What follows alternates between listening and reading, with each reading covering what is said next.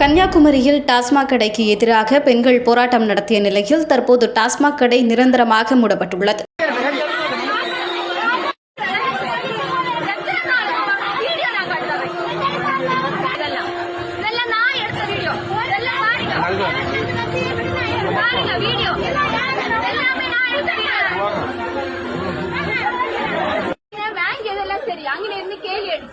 இதெல்லாம் இருக்காங்க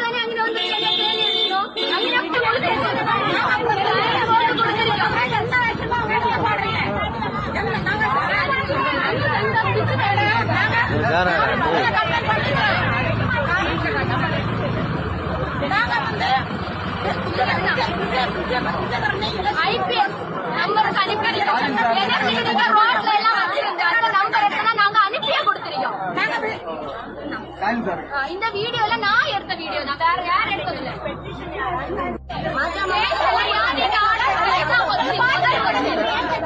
இங்க இருக்க கடை இருக்க பைசா ஒன்று ஒரு நியூஸ்